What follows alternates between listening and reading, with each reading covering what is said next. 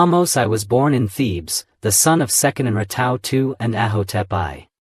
The name Ahmose means moon is born. He had two siblings named Ahmose and Ahmose Nefertari.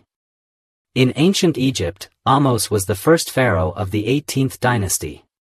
Ancient Egyptian Ahmose the 18th dynasty was named after his coronation as Nebpeti-Re or Lord of Power as Re to have me. He married his sister Ahmose Nefertari. It is believed that Ahmose I's reign was from 1550 to 1525 BC. Seqenenre II died of sustained injuries while fighting against the Hyksos, who ruled Lower Egypt. After Tao II's death, Ahmose ascended the throne but died at a very young age from an unknown illness. His reign lasted only 3 years. Queen Ahotep I ruled with Ahmose as co-regent because he was too young to rule on his own. During his short reign of 3 years, Ahmose invaded the areas around Avaris, the capital of the Hyksos. But after Ahmose's sudden death, Ahmose took control of Egypt. He was the first king to rule a unified country. He was a brave king and was succeeded by his son Amenhotep I. Ahmose I was a descendant of the 17th Theban dynasty. His grandfather and grandmother, Tao I and Tetisheri, had at least 12 children, including Tao II and Ahotep.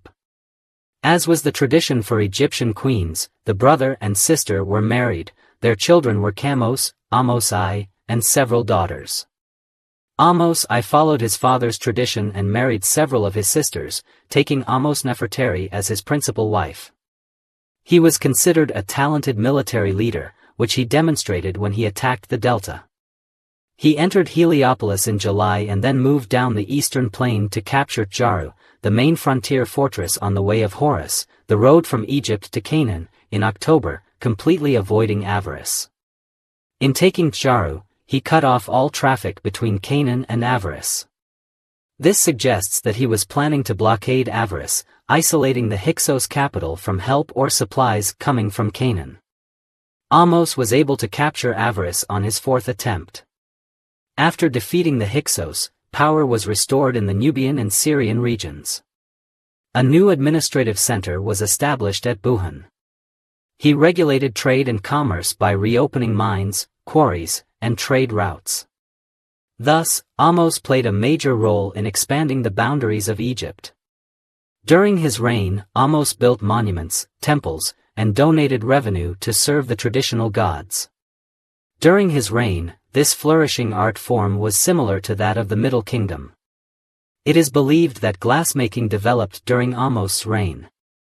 Ahmose is also known to have built a brick temple in Buhan. Thebes was the capital of a unified Egypt and also became the center of civil service. With the reunification of Upper and Lower Egypt under Ahmose, a renewal in royal support for art and monument building took place. Ahmose is said to have devoted 1/10 of his total production to the service of the traditional gods, the restoration of monumental works, and the arts. However, since the defeat of the Hyksos occurred relatively late in Ahmose's reign, his subsequent building program has probably lasted no more than 7 years, and much of what had been begun was probably completed by his son and successor, Amenhotep. Ahmose chose Thebes as his capital because of its strategic location so that any foreign activity could be immediately and easily monitored. Thebes also became the religious capital of Egypt. It is said that Ahmose died at the age of 35 and was buried at Dra Abu el Naga. However, his exact burial place is unknown.